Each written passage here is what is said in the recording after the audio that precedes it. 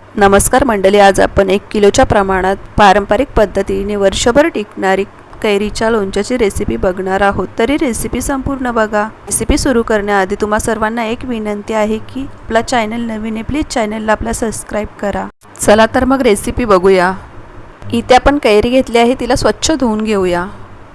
लोणच्यासाठी कैरी घेताना नेहमी कडकच बघून घ्या.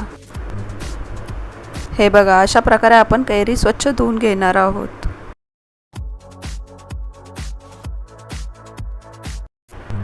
एका कपड्याने आपण तिला स्वच्छ पुसून घेऊया.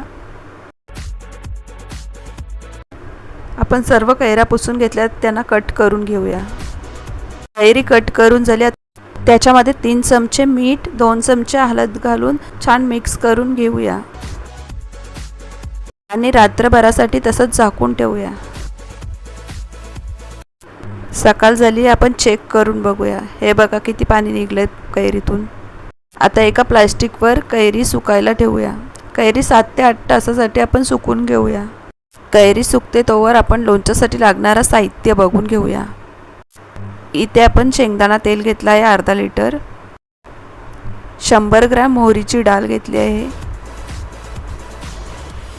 2 चमचे धने, 2 चमचे जिरा, 1 चमचा बडीशोप, अर्धा चमचा मेथी, 1 चमचा कांद्याच्या बिया, 1 इंच दालचिनी, 4 ते 5 लवंग, 4 ते 5 मिरी, 1 चमचा हिंग, हळद, मीठ, मसाला.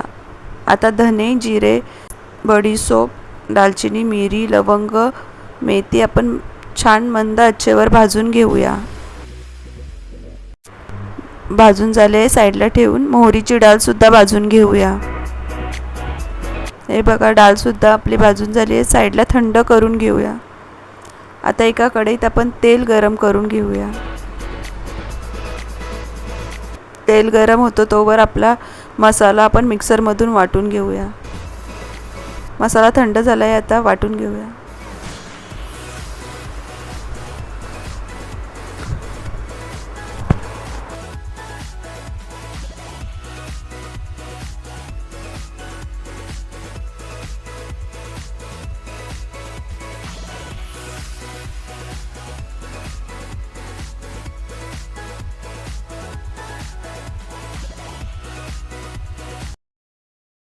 हे बघा, 7 ते 8 तासात आपली कैरी छान सुकवून झाली आहे. 300 ml इतका तेल टाकून घेऊया. तर 1 चमचा हिंग टाकून छान मिक्स करून घेऊया. मोहरीची डाळ पण टाकून घेऊया.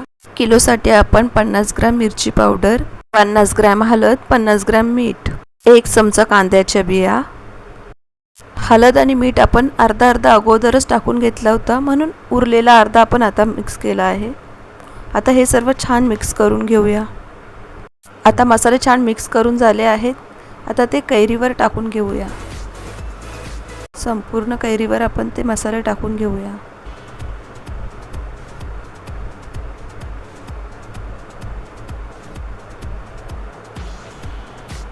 आणि छान मिक्स करून घेऊया.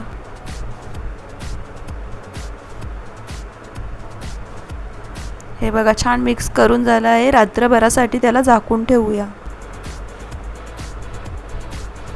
सकाळी बघू शकता तुम्ही. हे बघा, लोणचं आपलं छान मुरलं आहे.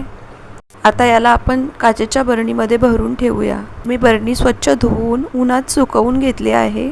आता आपण लोणचं त्याच्यामध्ये भरून घेऊया. 10 लिटर मधला तेल मी अगोदर 300 ml टाकला होता. आता 100 ml, टोटल 400 ml इतका तेल आपण वापरला आहे. 1 किलोसाठी आपल्याला 400 ml इतका तेल लागला आहे. फक्त आपला लोणचा तयार आहे. रेसिपी आवडली तर लाईक करा आणि तुम्हाला कशी वाटली मला कमेंटमध्ये नक्की सांगा.